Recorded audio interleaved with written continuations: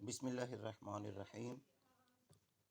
Islamic study lecture سورۃ انفال، page number 11، آیات 20 تا 28۔ اللہ تعالیٰ ارشاد فرماتا ہے، یا ایہا الذین آمنوا اطیعوا اللہ ورسولہ ولا تولوا عنہ وانتم تسمعون۔ یا ایہا، اے الذین، وہ لوگ، آمنو، جو ایمان لائے، اطیعوا، اطاعت کرو، لفظ اللہ کا معنی اللہ و رسولہ، اور اس کا رسول، ولا تولو، اور مت پھرو، عنہ، اس سے، وانتم، اور تم، تسمعون، سنتے ہو۔ اے ایمان والو، اللہ اور اس کے رسول کے حکم پر چلو اور اس سے روگردانی نہ کرو اور تم سنتے ہو۔ اسٹوڈنٹس، اس آیت سے پہلے اللہ تعالیٰ نے فرمایا تھا کہ وہ مسلمانوں کے ساتھ ہے۔ اب ایمان والوں کو اللہ تعالیٰ ہدایت فرماتا ہے کہ ان کا جو معاملہ ہے نا، وہ اللہ اور اس کے رسول کے ساتھ کیسا ہونا چاہیے کہ وہ اللہ تعالیٰ کی نصرت و حمایت کے مستحق ہو جائیں۔ اور یہ بتا دیا کہ ایک مومن صادق کا کام یہ ہے کہ وہ ہمتاً اللہ اور اس کا رسول صلی اللہ علیہ وآلہ وسلم کا فرما بردار ہو۔ زمانے کے حالات خواہ کتنے ہی اللہ اور اس کے رسول صلی اللہ علیہ وآلہ وسلم کی نافرمانی پر مجبور کریں، مگر جب وہ اللہ کی باتوں کو سن چکا اور تسلیم کر چکا تو کسی بھی حال میں اس سے منہ نہ پھیرے، کیونکہ اللہ اور اس کا رسول صلی اللہ علیہ وآلہ وسلم کی نافرمانی کرنا منافقوں کا شیوا ہے۔ وَلَا تَكُونُوا كَالَّذِينَ قَالُوا سَمِعْنَا وَهُمْ لَا يَسْمَعُونَ۔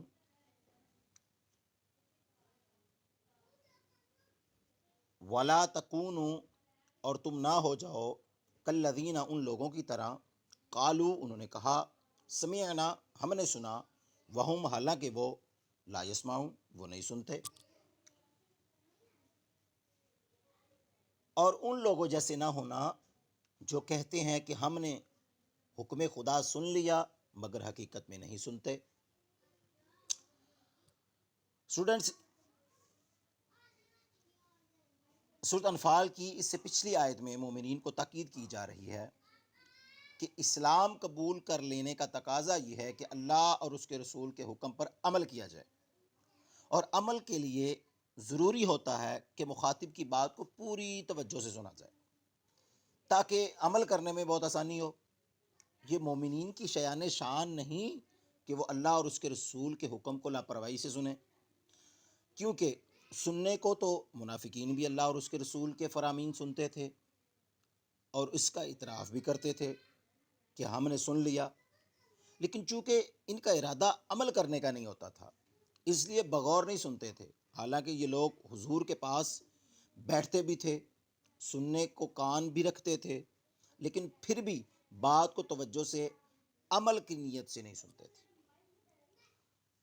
ان شر الدواب عند اللہ الصم البکم الذین لا یعقلون۔ بے شک، بے شک، شر، بدترین، الدوابی، جانور، اندہ، نزدیک، لفظ اللہ کا معنی اللہ، الصم، بہرے، البکم، گونگے، الذین، وہ جو، لا یعقلون، نہیں سمجھتے۔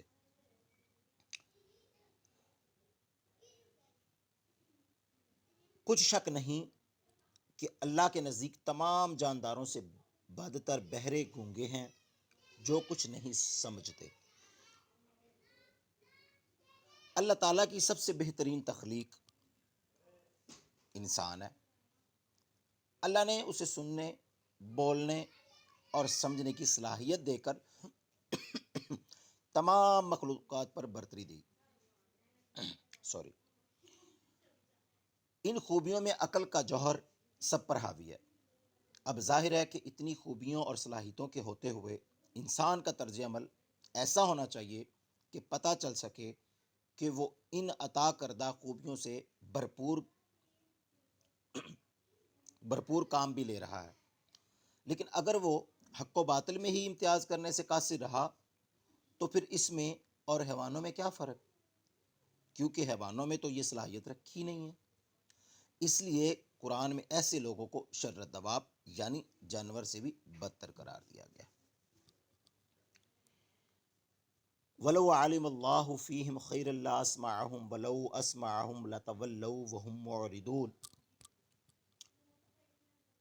ولو اور اگر عالمہ جاننا، لفظ اللہ کا معنی اللہ فیہم، اس میں خیرن بہتری بلائی، لَأَسْمَعَهُمْ انہیں ضرور سناتا، ولو اور اگر اسمعہم انہیں سنا دے، لتولوا اور وہ ضرور پھر جائیں، وہم اور وہ معرضون منہ پھیرنے والے۔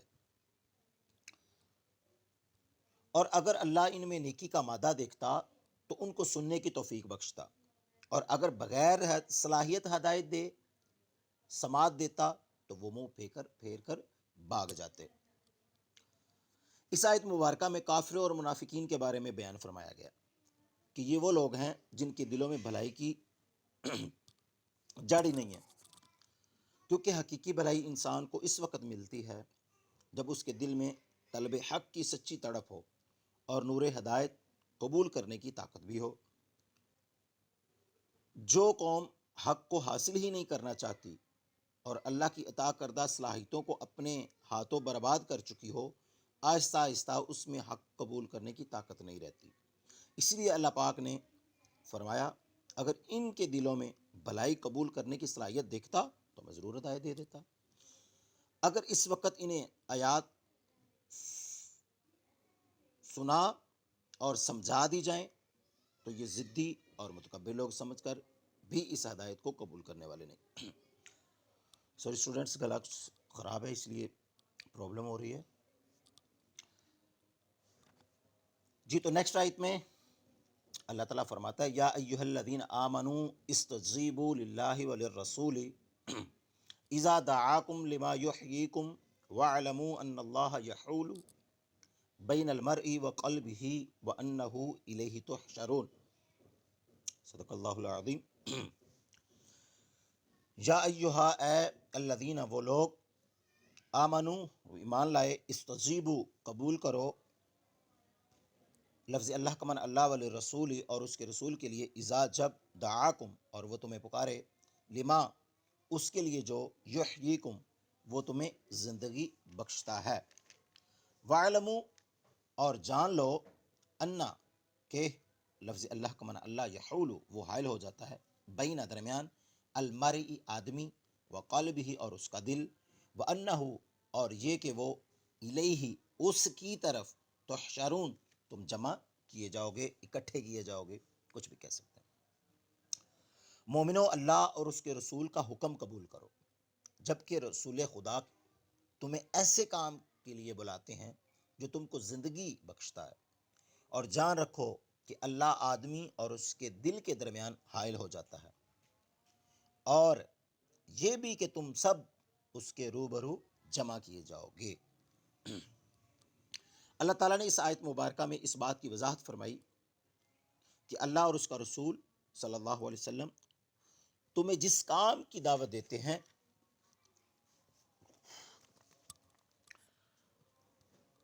اسی میں تمہاری بھلائی ہے۔ ان کا دعوتی پیغام تمہارے لیے دنیا میں عزت و اطمینان کی زندگی اور آخرت میں ہمیشہ کی زندگی کا پیغام ہے۔ اس لیے مسلمان کی یہ شان ہے کہ وہ اللہ اور رسول کی آواز پر لبیک کہے، جس وقت اور جس طرف وہ کہیں سب کام چھوڑ کر وہاں پہنچیں۔ اس آیت میں یہ بات بھی قابل غور ہے کہ انسان کی سوچ اور افعال میں حکمت کا خاص قانون ہے جو اس کے ارادوں اور دل کے درمیان بدلتا رہتا ہے۔ کبھی ایسا ہوتا ہے کہ وہ نیکی سے برائی کی طرف مائل ہوتا ہے اور کبھی شر سے خیر کی طرف، کیونکہ انسانی فلاح و خیر کا اصل مرکز دل ہے۔ اس کی ہر وقت نگرانی اور محاسبہ ضروری ہے، کیونکہ سب نے لوٹ کر اللہ کے حضور حاضر ہونا ہے۔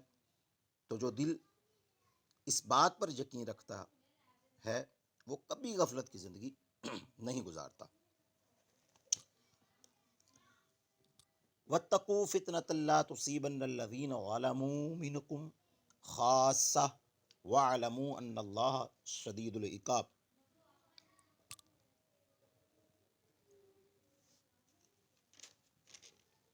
واتقوا، اور تم ڈرو، فتنتن، فتنہ، لا تصیبن، نہیں پہنچے گا، الذین، وہ لوگ جنہوں نے، ظالموں، انہوں نے ظلم کیا، منکم، تم میں سے، خاصتاً، خاص لوگ، خاص طور پر، وعلموا، اور جان لو، انا کے، لفظ اللہ کا معنی اللہ، شدید کا معنی سخت، العقاب، سزا۔ اور اس فتنے سے ڈرو جو خصوصیت کے ساتھ انہی لوگوں پر واقع نہ ہوگا جو تم میں گناہ گار ہیں، اور جان رکھو اللہ سخت عذاب دینے والا ہے۔ اسٹوڈنٹس، اس آیت میں فتنہ،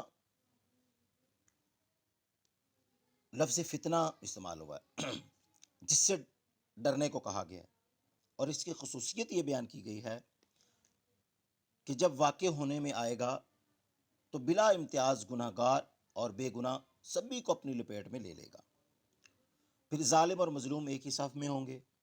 لیکن سوال یہ پیدا ہوتا ہے کہ آخر یہ فتنہ ہے کیا؟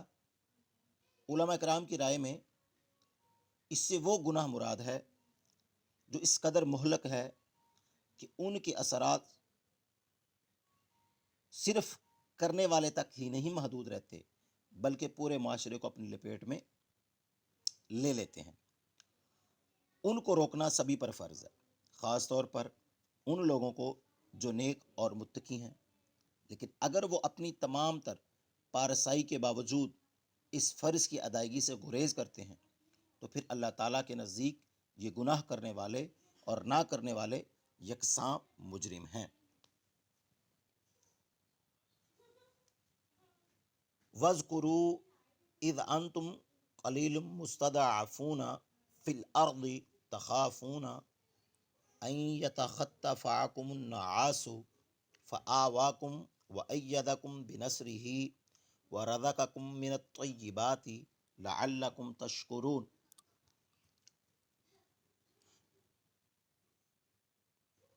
وَاذْكُرُوا، اور یاد کرو، اس جب، انتم، تم، قلیل، تھوڑے، مستضعفون، کمزور، مغلوب، فی میں، الارض، زمین، تخافون، تم ڈرتے تھے، ان کے، یتخطفکم، وہ تمہیں اچک لے جائے، الناس، لوگ، فآواکم، پس اس نے تمہیں ٹھکانہ دیا، جگہ دی، وأیدکم، اور تمہیں طاقت دی، بنصرہ، اپنی مدد سے، ورزقکم، اور تمہیں رزق دیا، من سے، الطیبات، پاکیزہ چیزیں، لعلکم، تاکہ تم، تشکرون، اس کا شکر ادا کرو۔ اور اس وقت یاد کرو جب تم زمین مکہ میں قلیل اور ضعیف سمجھے جاتے تھے اور ڈرتے رہتے تھے کہ لوگ تمہیں اڑا نہ لے جائیں، تو اس نے تم کو جگہ دی اور اپنی مدد سے تم کو تقویت بخشی اور پاکیزہ چیزیں کھانے کو دیں تاکہ تم شکر ادا کرو۔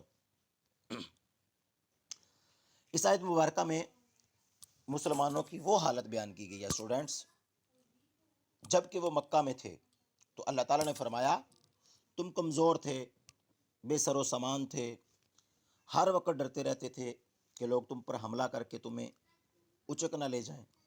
اللہ تعالیٰ نے مدینہ منورہ میں تمہارے لیے ایک مستقل ٹھکانہ مہیا کر دیا، وہاں کے لوگ اور ان کے دلوں میں تمہاری محبت اور الفت پیدا کر دی اور تمہیں بھائی بھائی بنا دیا۔ پھر بدر کے موقع پر انہی لوگوں کے ذریعے تمہیں قوت و طاقت بھی دی، تمہارے بڑے بڑے دشمنوں کو ہمیشہ کے لیے ختم کر دیا اور تمہارے لیے حلال اور پاکیزہ روزی کا بھی اہتمام فرمایا اور اپنی نعمتوں سے مالا مال کر دیا تاکہ تم ہر حال میں اللہ کے شکر گزار بندے بن جاؤ۔ یا ایھا الذین آمنوا لا تخونوا اللہ والرسول وتخونوا اماناتکم وانتم تعلمون۔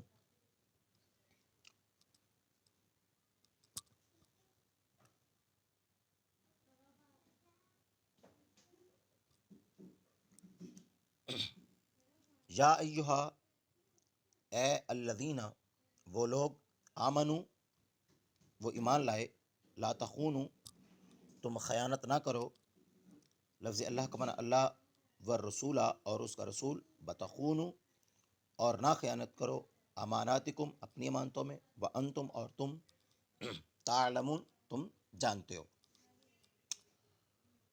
اے ایمان والو، نہ تو اللہ اور اس کے رسول کی امانت میں خیانت کرو اور نہ اپنی امانتوں میں خیانت کرو، اور تم جانتے ہو۔ اللہ اور اس کے رسول کی پیروی اور اس کے ساتھ کسی قسم کی خیانت نہ کرو، اور نہ اپنی امانتوں میں خیانت کرو، یعنی اللہ اور اس کے رسول کے احکام کی خلاف ورزی نہ کرو۔ اس سے مراد یہ ہے اللہ اور اس کے رسول کے امانت میں خیانت سے مراد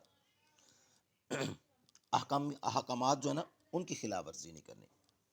اگر زبان سے اپنے آپ کو مسلمان کہتے ہو تو کفار جیسے کام نہ کرو، یعنی اپنے نفس اور اپنے استعمال کی ہر وہ چیز جو اللہ تعالیٰ نے تمہیں دی ہے، اس میں دھوکے اور فریب سے کام نہ لو۔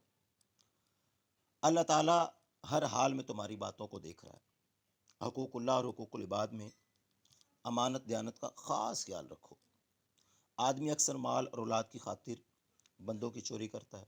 انسان کے اخلاق اور ایمان میں جو چیز خلل ڈالتی ہے، وہ جس کی وجہ سے منافقت، غداری، دوسروں کی جاسوسی، خیانت میں مبتلا ہونا، وہ اپنے مالی فائدے اور اپنی اولاد سے حد سے زیادہ محبت ہے، جبکہ اللہ تعالیٰ کے ہاں دیانتداری کی جو قیمت ہے وہ یہاں کے مال اور اولاد سے بڑھ کر ہے۔ وَاعْلَمُوا أَنَّمَا أَمْوَالُكُمْ وَأَوْلَادُكُمْ فِتْنَةٌ وَأَنَّ اللَّهَ عِندَهُ أَجْرٌ عَظِيمٌ۔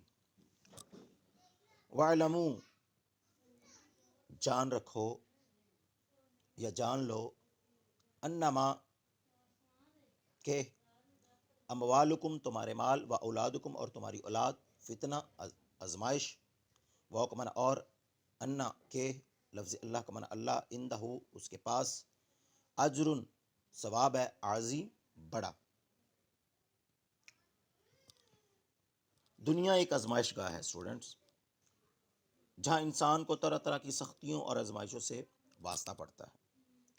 اس لیے حضور اقدس صلی اللہ علیہ وسلم نے اسے مومن کا قید خانہ قرار دیا۔ انسان جب تک اس دنیا میں رہتا ہے، یہ آزمائشیں اس کا پیچھا نہیں چھوڑتی، اور بعض اوقات تو اسے راہ راست سے ہٹا دیتی ہیں۔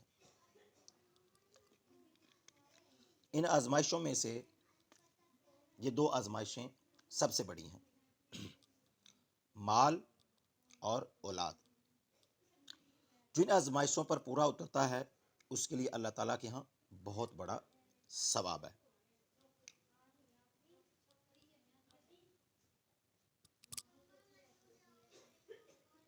تو اسٹوڈنٹس، جی آپ کا آج کا چیپٹر نمبر 3، لیکچر نمبر 3 تھا۔ اس لیکچر کو، ٹاپک کو آگے بڑھاتے ہیں اسٹوڈنٹس، احادیث کی طرف چلتے ہیں۔ تو اسٹوڈنٹس، حدیث نمبر 3 ہے، نبی کریم صلی اللہ علیہ وآلہ وسلم کی ذات و برکات ارشاد فرماتی ہے، خیرکم من تعلم القرآن وعلمہ، خیر، بہتر، کم، تم سب، من، جو، تعلم، سیکھا، القرآن، قرآن، واو کا معنی اور، علمہ، اس نے اسے قرآن سکھایا۔ تم میں سے بہتر وہ ہے جس نے قرآن سیکھا اور اسے دوسروں کو سکھایا۔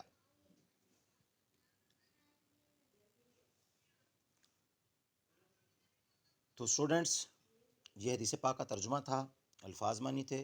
آئیے اس کی تشریح کی طرف چلتے ہیں۔ قرآن پڑھنے اور پڑھانے والوں کی فضیلت، مین ہیڈنگ بنتی ہے تشریح کی۔ قرآن پاک اللہ تعالیٰ کا ایسا کلام ہے جو سچا اور ہر قسم کے شک و شبہ سے بالا ہے۔ قرآن رشد و ہدایت کا سرچشمہ اور مکمل ضابطۂ حیات ہے۔ قرآن کا موضوع انسان ہے۔ قرآن صرف نماز، روزہ، زکوٰۃ اور حج جیسی عبادات کی تعلیمات پر مشتمل نہیں ہے، بلکہ انسانی زندگی کے تمام پہلوؤں، خواہ دنیاوی ہوں یا اخروی، اقتصادی ہوں یا سماجی، سیاسی ہوں یا تجارتی، سب کے بارے میں انسان کی مکمل رہنمائی کرتا ہے۔ اس حدیث مبارکہ میں نبی کریم صلی اللہ علیہ وسلم نے اس مسلمان کو دوسرے سے بہتر قرار دیا جس نے خود قرآن سیکھا اور دوسروں کو سکھایا۔ جو شخص کلام الہی کو سیکھتا اور سکھاتا ہے وہ تمام انسانوں سے افضل ہے۔ نبی کریم صلی اللہ علیہ وآلہ وسلم کی ذات مبارکات کا ارشاد ہے، قرآن میں مہارت رکھنے والا صاحب عزت رکھنے والوں کے برابر ہے۔ دوسری حدیث میں ہے، قرآن پڑھنے اور اس پر عمل کرنے والے کے ماں باپ کو روز قیامت تاج پہنایا جائے گا۔ قرآن مجید شریعت اسلامیہ کا اولین ماخذ اور انسانیت کے لیے تاابد سرچشمہ ہدایت ہے۔ قرآن بڑی عظمتوں، برکتوں اور فضیلتوں والی کتاب ہے۔ حضرت ابو امامہ رضی اللہ تعالی عنہ فرماتے ہیں، قرآن پڑھا کرو کہ قیامت کے دن اللہ تعالیٰ کے سامنے اپنے پڑھنے والے کا شفیع بن کر آئے گا۔ حضرت عمر بن خطاب رضی اللہ تعالی عنہ سے روایت ہے کہ نبی کریم صلی اللہ علیہ وآلہ وسلم نے فرمایا، بے شک اللہ تعالیٰ قرآن مجید کی وجہ سے اقوام کو بلند کرتا ہے اور دوسری قوموں کو اس سے غفلت کی وجہ سے پست کرتا ہے۔ تو حضرت عبداللہ بن عمر رضی اللہ تعالیٰ عنہ سے روایت ہے، رسول پاک صلی اللہ علیہ وسلم نے فرمایا کہ یہ دل جو زنگ پکڑتے ہیں، جس طرح زنگ پکڑتا ہے لوہا پانی لگنے سے، پوچھا دلوں کو روشن کرنے والی کیا چیز ہے؟ یا رسول اللہ صلی اللہ علیہ وسلم، آپ نے فرمایا موت کو اکثر یاد کرنا اور قرآن کو پڑھنا۔ قرآن کریم کی تلاوت بہت بڑی نیکی ہے۔ اس کا ایک حرف کی تلاوت پر 10 نیکیاں ملتی ہیں۔ قرآن پر عمل کے نتیجے میں اللہ تعالیٰ دنیا اور آخرت دونوں میں عزت و سرفرازی عطا فرماتا ہے۔ تاریخ گواہ ہے کہ جب تک مسلمان قرآن کی تعلیمات پر عمل کرتے رہے، دنیا میں غالب رہے۔ جب انہوں نے قرآنی تعلیمات سے روگردانی کی تو عزت سربلندی سے محروم ہو کر ذلیل و خوار ہو گئے۔ قرآن مجید کی انگنت فضائل اور بے بہا اجر و ثواب کا تقاضا ہے کہ اسے پڑھنا سیکھا جائے، اس کے معنی اور مفاہیم پس دسترس حاصل کی جائے، اس کی تعلیمات پر پوری طرح عمل کیا جائے اور دوسرے لوگوں تک اس کا پیغام پہنچایا جائے۔ تو اسٹوڈنٹس، یہ آج کا لیکچر تھا اور میرا کلاس کچھ ٹھیک نہیں تھا، معذرت، کچھ پرابلمز آپ کو آئیں تو ایمان اللہ، دعا میں یاد رکھیے گا۔ اللہ حافظ۔